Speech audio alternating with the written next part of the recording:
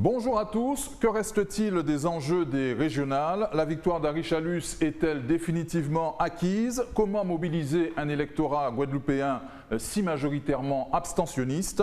Henri Chalus, tête de liste de Continuons d'avancer, est l'invité de Franc-Parler.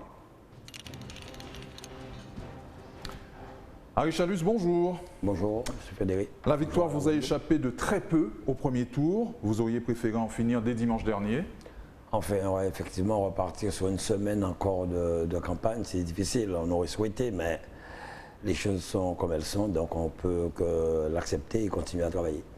La faute à l'abstention, seulement à l'abstention? Oui, il y a l'abstention. Vous savez, sur le niveau national, c'est pareil.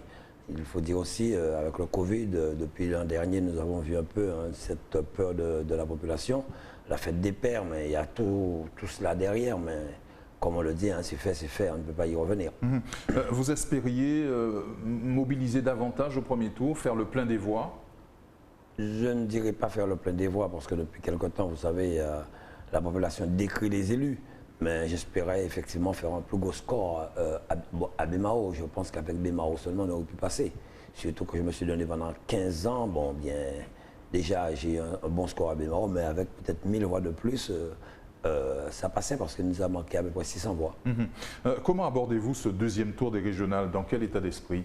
Sereinement, c'est une campagne électorale, c'est le jeu de la politique. Nous travaillons, nous nous battons, nous sillonnons la Guadeloupe. Mes amis sillonnent la Guadeloupe, nous faisons une politique propre en parlant de notre bilan, des projets à venir, de ce que nous souhaitons pour la Guadeloupe. Au moment où d'autres nous décrient, nous insultent, nous méprisent, nous avons même eu à écrire à certains médias parce que quand on voit un ancien président de région mettre des bandes de journalistes sur des affaires juridiques avec des haut-parleurs dans les sections, dans les quartiers, je dis que c'est petit et mesquin. La population n'attend pas cela, la population attend qu'on lui parle de projets de l'avenir de la Guadeloupe, de l'eau dans les robinets, des routes en bon état, de l'agriculture qui va mieux, de la pêche qui va mieux, du tourisme qui doit reprendre. Donc quand vous voyez cela, vous dites que c'est triste, mais je félicite quand même tous ceux qui m'accompagnent dans toutes les communes de la Guadeloupe, ou comme je l'ai toujours dit depuis que je suis entré en politique en 2001, on n'insulte pas, on ne méprise pas la population ni les candidats. Nous sommes là pour parler de projets, nous sommes tous parents, amis ou voisins. On doit se donner la main, quelles que soient les choses, après la politique. Oui. Vous n'avez pas encore gagné? Non, vous savez, aucune politique n'est gagnée d'avance. Vous savez, aucune élection n'est gagnée d'avance. C'est un travail à faire, continuer à mobiliser la population. Et j'espère qu'au deuxième tour, dimanche, que la population se déplacera en masse pour pouvoir confirmer un peu l'essai et voter un peu plus pour que nous soyons quand même, j'aurais souhaité que nous soyons la région de France qui vote le plus en Guadeloupe. Oui. Que dire justement aux Guadeloupéens et Guadeloupéennes pour qu'ils se mobilisent davantage dimanche prochain? Bon, bien que pendant 6 ans, nous avons beaucoup donné, beaucoup travaillé, la population le voit sur le terrain. J'aurais souhaité que cette population aille voter pour la liste Continuons d'avancer, pour que nous puissions poursuivre un peu notre projet. Nous sommes sur la bonne voie. Quand j'entends, je vois sur les réseaux sociaux que le député Letchimi fait sa campagne un peu sur la Guadeloupe, l'engagement de la Guadeloupe, comment la Guadeloupe effectivement injecte vraiment de l'argent dans l'économie pour pouvoir aller de l'avant. Quand je vois comment il nous félicite pour le retour des jeunes étudiants du Canada, de New York, ça me fait plaisir de voir qu'on prend exemple sur la Guadeloupe. Donc j'aurais souhaité que notre population puisse aussi nous encourager à aller encore plus loin, encourager à travailler pour la Guadeloupe. C'est ce que je veux. Plus on m'encourage, plus je me donne, comme je le dis souvent, je travaille pour la population guadeloupéenne, quel que soit le bord politique du maire, et nous l'avons démontré. Hier soir, en tournant, enfin avant-hier, et depuis quand même 15 jours dans certaines communes, ça m'a fait de la peine de voir l'état de certaines communes. Je prends l'exemple d'une section à Sainte-Rose-Sainte-Marie, l'exemple de Saint-Louis. Je le dis aujourd'hui, il faut que la région, le département puisse accompagner ces communes si nous voulons que la Guadeloupe puisse retrouver vraiment un beau visage, parce que ces communes en difficulté qui n'ont pas de recettes, ce n'est pas la faute des maires, mais ils n'ont pas de recettes, ils n'ont pas de grands centres commerciaux, ils n'ont pas de zones artisanales, donc pas beaucoup d'entrée d'argent. Il faut que la région et le département puissent se mettre ensemble pour accompagner ces communes. Il y a Saint-François, il y a des lieux en Guadeloupe où la population, j'ai vu dernièrement la route de Duportail qui est une très importante. Non, il faut pouvoir accompagner ces communes et nous sommes prêts à le faire comme nous l'avons commencé avec la ville de Pointe-à-Pitre. Ça a été un plaisir pour moi de voir que la route de Massabielle, qui a plus de 40 ans qu'elle n'était pas refaite, a été refaite. À Pointe-à-Pitre, plusieurs routes, la cantine que nous avons accompagné les enfants. Donc c'est cela, il faut qu'on se mette pour accompagner les collectivités, les maires de ces communes. Et je pense qu'il y a, s'il y a la volonté dans le cœur, on pourra le faire. La résultante de ces régionales à Richalus, ce sera encore la présence de 2 camps dans l'hémicycle de la région, une majorité et une minorité représentées par une seule liste. Démocratiquement, ce n'est pas ce qu'il y a de mieux. Eh bien, je vais vous le dire. Moi, je pense, si on n'était pas au premier tour, je pense que 3 ou 4 listes auraient eu peut-être des sièges. Effectivement, c'est plus intéressant de travailler avec des personnes qui n'ont pas les mêmes idées. Et moi, je le dis clairement. J'espère que nous ferons tout pour gagner largement cette élection dimanche prochain. Mais par la suite, j'aurais souhaité que tous les candidats qui ont eu des idées pour la Guadeloupe, parce que quelles que soient les idées, il faut les analyser, il faut réfléchir. Et j'aurais souhaité, pourquoi pas demain, mettre en place une commission extra-régionale avec toutes les têtes de liste, de manière à travailler ensemble pour la Guadeloupe, faire des propositions, réfléchir ensemble. Qu'on puisse travailler ensemble, ce sera une très bonne chose. Oui, donc rassembler après les élections, c'est ça? Voilà, c'est ça. Je pense que nous sommes tous Guadeloupéens. C'est le jeu de la politique de s'attaquer sur des projets, sur le programme. Mais je pense que si certaines personnes veulent travailler pour la Guadeloupe, il faudrait qu'on puisse se mettre ensemble pour pouvoir faire avancer les dossiers de la Guadeloupe et des propositions pour peut-être, pourquoi pas demain, une autonomie, comme on le dit, une collectivité unique, ou la domiciliation du pouvoir local comme on le souhaite. Oui. Dans l'éventualité de votre réélection à Richalus, que prévoyez-vous de changer, mis à part l'idée que vous venez de soumettre, dans la pratique de la gouvernance de la région? Non, nous avons, la gouvernance de la région, nous avons fait un gros travail déjà, surtout avec le personnel, les cadres, de manière à ce qu'ils soient plus souvent sur le terrain, que les dossiers sortent plus vite, qu'on accompagne plus rapidement les entreprises, les étudiants, les demandeurs d'aide. Aujourd'hui, nous sommes à 33 jours de paiement de factures. Il faut continuer, il faut accélérer les choses et par la suite être sur le terrain, que la région soit vraiment plus proche de la population, au nord Grande Terre, dans les îles du Sud, que nous avons beaucoup visitées, les îles du Sud qui ont été largement pendant des années oubliées. Donc il faudrait le faire. Et par la suite, avec, comme nous le disons, le département, nous avons parlé de contrat de gouvernance, mais ça ne veut pas dire que c'est à Richalus et Guy-Losbar. Nous voulons que la région et le département puissent se mettre ensemble sur des dossiers communs. Vous savez, le sport, ce sont des compétences partagées, la culture, la formation, il y a la formation par l'insertion, la formation Guadeloupe, formation pour l'emploi. Il faudrait qu'on puisse harmoniser cela pour aller encore plus vite et permettre à la Guadeloupe d'avoir une lisibilité plus facile sur le long terme. Très bien. Jusqu'au bout, cette campagne n'aura pas été simple pour vous. Les affaires judiciaires, les attaques très dures contre un de vos colistiers, en la personne de Cédric Cornet. En politique, il faut savoir prendre des coups. Voilà, vous l'avez dit, il faut savoir prendre des coups et ne pas répondre. C'est ce que nous faisons, quels que soient les coups que nous prenons, nous ne répondons pas. Ce n'est pas ma politique, je le dis, ce n'est pas ce qu'attendent les Guadeloupéens. Mais c'est le jeu de la politique, il faut l'accepter et continuer son chemin. Jusqu'ici, Éric Jalton ne s'était pas mêlé des régionales. Là, il apporte son soutien à la liste Pays Guadeloupe. En tant que premier vice-président de Cap Excellence, vous prenez acte?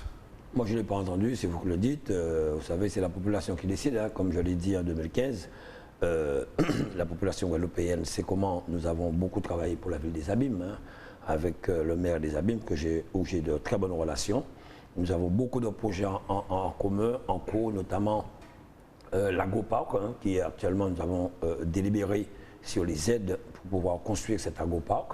Nous avons aussi Médecine Vallée qui sera construite, ce campus de santé de plein exercice, où les jeunes Guadeloupéens pourront faire leur formation de médecin de A à Z sans partir au niveau de l'Hexagone. Des routes accompagnées. Dans le cadre de l'ANRU, la région a toujours été aux côtés de la ville des Abîmes, et je peux dire que nous regardions un peu ce que nous avons fait avec la ville des Abîmes, nous avons beaucoup fait. Et comme je le dis, nous travaillons pour une population et pas pour un maire.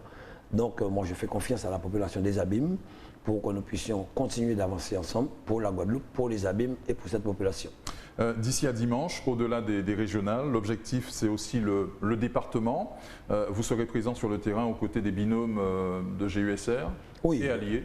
Je suis présent sur le terrain en fonction des personnes qui sont présentées, personnes à accompagner, des programmes proposés aussi.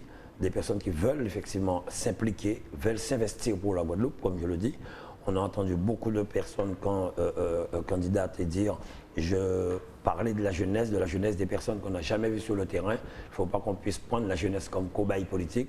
Il faudrait vraiment qu'on soit sur le terrain. Et je pense être un exemple, comme je le dis souvent, ce sont les jeunes qui m'ont poussé en politique.